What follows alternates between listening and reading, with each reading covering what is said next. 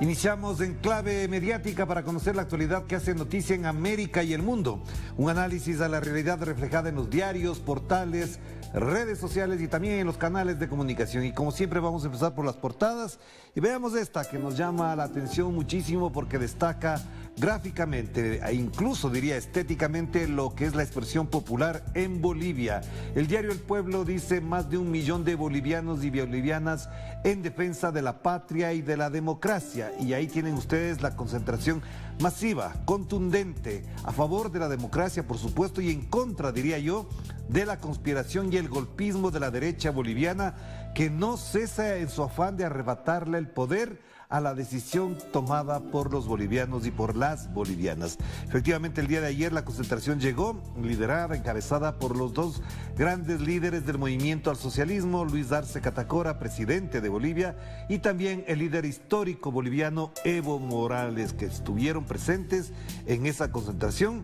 Y que es bueno que nosotros la destaquemos porque, como he dicho ya, a lo largo de estos días del desarrollo de la marcha patriótica, cuando se moviliza el pueblo a favor de la democracia en Bolivia, pues no hay portadas, no hay reportes, las grandes cadenas miran para otro lado, pero efectivamente el día de ayer fue un contundente rechazo al golpismo y a la conspiración de la derecha boliviana. Importante, destacada e impactante, diría, esta portada del diario El Pueblo de Bolivia. Usted la puede consultar. Si entra además en las páginas de este diario, en la página web también podrá ver información y lo demás destacado de los discursos de ayer. Lo fundamental, como decimos, la defensa de la democracia.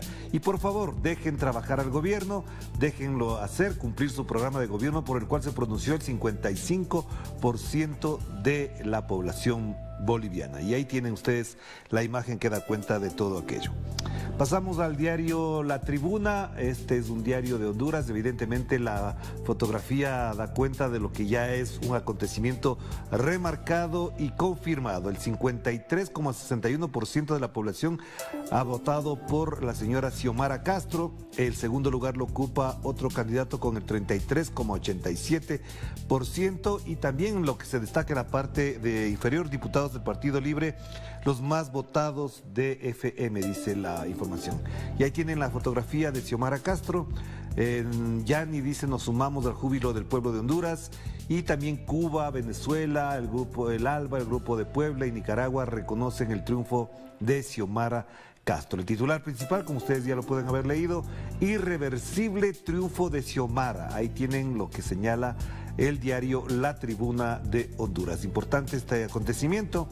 Por supuesto que ya hay reacción de la derecha, por ejemplo, española, que dice que el grupo de Puebla, el Foro de Sao Paulo, no puede seguir dominando la escena política latinoamericana y rechazan. Bueno, sigan ustedes confiándose o confiando en que sus posturas van a negar la expresión popular. 53,61% no es más que suficiente. Lo que mencionábamos hace un momento, en Bolivia ganó Luis Arce con el 55% y la derecha insiste en que no puede seguir en el poder. En Perú gana el señor Pedro Castillo y dicen que no puede seguir en el poder. Y ahora gana Xiomara Castro y dirán que no puede seguir en el poder. Declárese en monarquía, estado autoritario, totalitario, dictadura de la derecha y ya no fastidien más, así de simple. Pasemos entonces ahora a página 12, que también destaca la celebración del triunfo de Xiomara Castro, que dice página 12, aunque todavía faltan los resultados definitivos, la candidata del Partido Libre, Xiomara Castro, se convirtió en la primera presidenta de Honduras con 20 puntos de ventaja sobre el oficialismo. Se cierra así el ciclo autoritario abierto hace 12 años con el primer golpe blando del siglo en América Latina, mecanismo que después se repitió en otros países con gobiernos progresistas. Este enfoque es muy importante, lo habíamos dejado para leerlo aquí, porque buena parte de los análisis efectivamente dan cuenta de que han pasado 12 años para retomar el rumbo democrático, el rumbo progresista para la conducción de un gobierno en Honduras, después de que el golpe que se le hiciera al esposo precisamente de Xiomara Castro, cuando se lo sacó de su dormitorio en pijama, se lo subió a un avión y se lo sacó del poder. No nos olvidemos de aquello. Hay una un artículo aquí en página 12 de Atilio Borón que es importante leerlo, se titula Una nueva era y que vale la pena leerlo a propósito de este acontecimiento. Esto da cuenta de que los ciclos políticos, aunque demoran un poquito, como son en el caso de Honduras 12 años, dan cuenta de que efectivamente la presencia neoliberal autoritaria, incluso en algunos casos populista, no puede seguir eternamente. Pero bueno, esto será motivo de análisis también más adelante. Y una noticia importante que se destaca en el diario Últimas Noticias de Venezuela es que se repetirán las elecciones para el gobernador de Barinas. El Tribunal Supremo de Justicia ordenó al Consejo Nacional Electoral convocar los nuevos comicios para el domingo 9 de enero del 2022. ¿Por qué? Aquí viene la explicación. La Sala Electoral admitió un amparo para proteger los derechos de la participación y el sufragio basado en que el candidato Freddy Superano está inhabilitado para ejercer cargos públicos. Ante esto, se deja sin efecto todos los procedimientos y actos celebrados conforme al cronograma electoral en el proceso realizado en el estado Barinas en lo que respecta a la elección del cargo de gobernador. La pregunta que se tiene que hacer es por qué el Consejo Nacional Electoral aprobó la candidatura si ya no había esta autorización, porque efectivamente estaba inhabilitado para ejercer un cargo público, según lo que señala el Tribunal Supremo de Justicia. Así que de esto evidentemente habrá reacciones, ya sabremos cuál es la reacción en general, pero lo importante es que se retome el proceso electoral y el 9 de enero se elegirá al nuevo gobernador o gobernadora de Barinas. Y acá, un dato importante que veremos en otro lado, otro tema. La Organización Mundial de la Salud señala que la falta de vacunación genera nuevas variantes.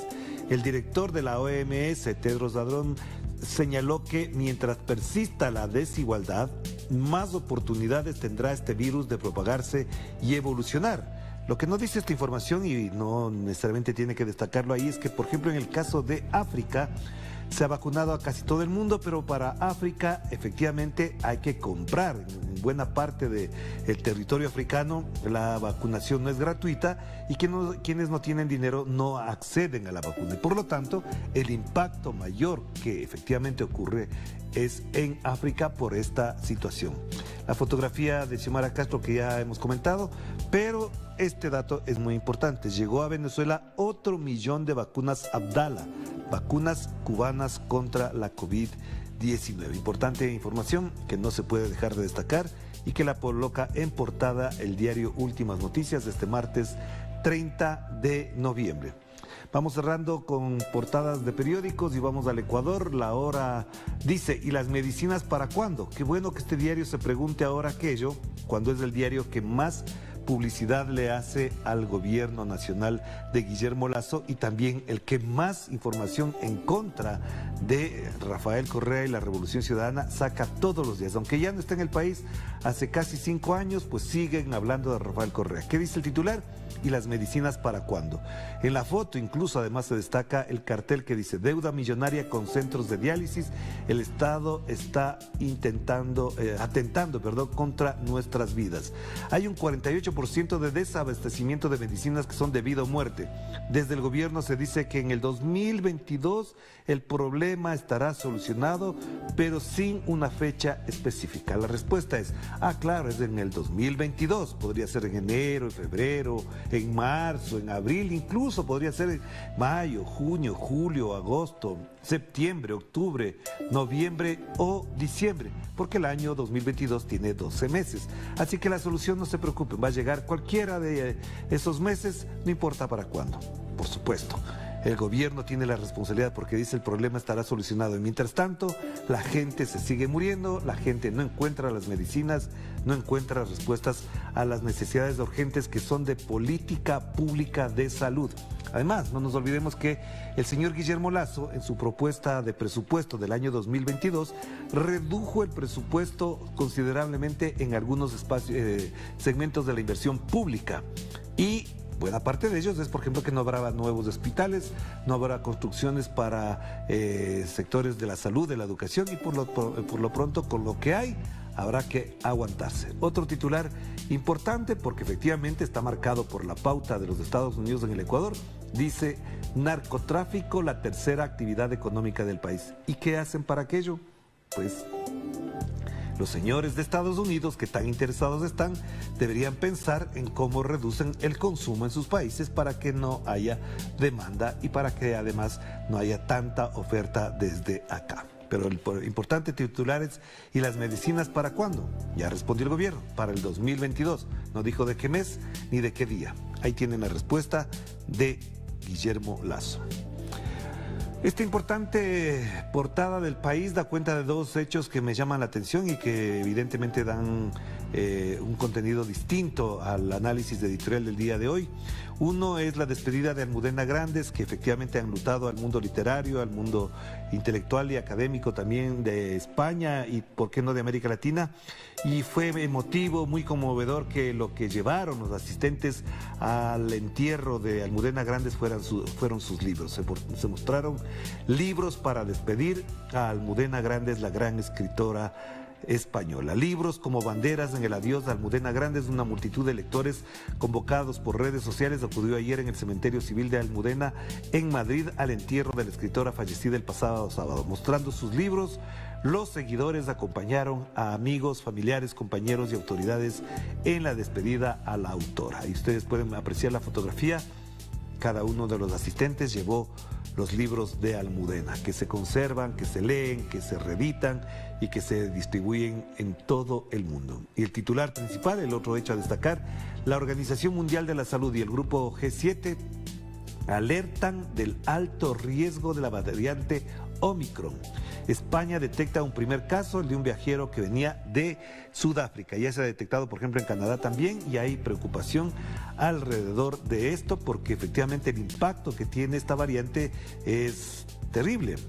Al día de ayer, por ejemplo, o hasta el día de hoy, más bien dicho, se calculaba que, por ejemplo, en Rusia había 1.000 muertos diarios y más de 2.000 contagios diarios.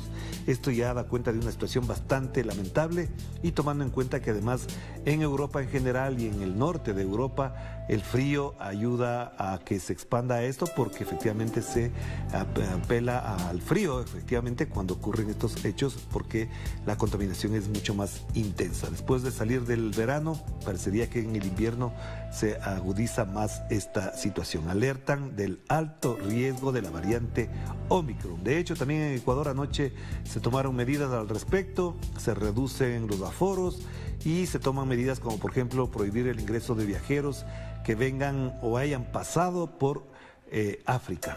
Esto será motivo de análisis informativo en otros espacios. Pasamos a los portales informativos. Como ya decíamos, en el caso venezolano, el Tribunal Supremo de Justicia de Venezuela ordena al CNE realizar nuevas elecciones para la gobernación del estado de Barinas. Y en el costado derecho veamos información de Latinoamérica y el Caribe. El presidente peruano se deslinda de cualquier acto de corrupción. Esto lo dijo ayer en una intervención pública que los medios de comunicación la amplificaron. Y Sandra Mason juramenta como la primera presidenta de Barbados. Este acontecimiento debería destacarse en casi todos los medios, incluso aquí está muy poco destacado, y tiene que ver con que Barbados deja de ser una colonia de Gran Bretaña, pasa a ser la República de Barbados, y Sandra Mason juramenta como la primera presidenta de la República de Barbados. Esto hay que enfatizarlo, hay que tenerlo bien presente. Barbados es por fin una república y deja de ser prácticamente una colonia. Aunque no deja de ser parte del Commonwealth, evidentemente es ahora una república. Ojalá otras que están pendientes sigan por el mismo camino y el republicanismo ojalá sea no solamente una institución en el papel, sino un modo de vida y un modo de democracia bastante importante para el desarrollo y la convivencia de sus pobladores.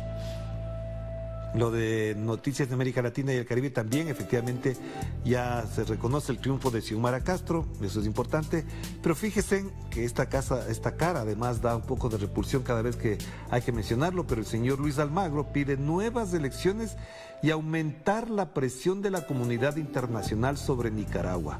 hay que ser bastante descarado, con poca vergüenza en la cara para que el señor Luis Almagro pida nuevas elecciones. ¿Por qué no pide, por ejemplo, sanciones para sus amigos en gobiernos como el de Colombia, de Iván Duque, donde se asesina diariamente a líderes sociales, hay masacres, ya superaron la cifra de los 80, creo que están por la 83 masacre, pero ahí sí el señor Luis Almagro, uno de los personajes más nefastos de la historia, no dice absolutamente nada. No dice nada de lo que pasa en Brasil, por ejemplo, no dice nada de lo que ha pasado, por ejemplo, con los Pandora Papers para sus amigos Sebastián Piñera y Guillermo Lasso, no dice absolutamente nada. Pero bueno, como siempre diré, a este señor le tiene un lugar especial, el basurero de la historia. Luis Almagro sabe qué lugar va a ocupar ahí.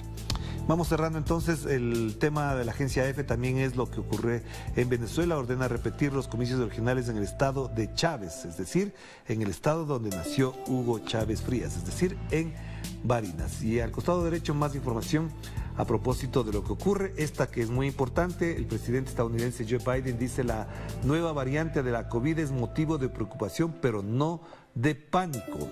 Como decíamos, Canadá anuncia los 2 primeros casos de la variante Omicron en América, ya son 2 en Canadá, y Estados Unidos investigará bombardeo de sus fuerzas en Siria con decenas de muertos. ¿Qué hacen metidos en Siria todavía?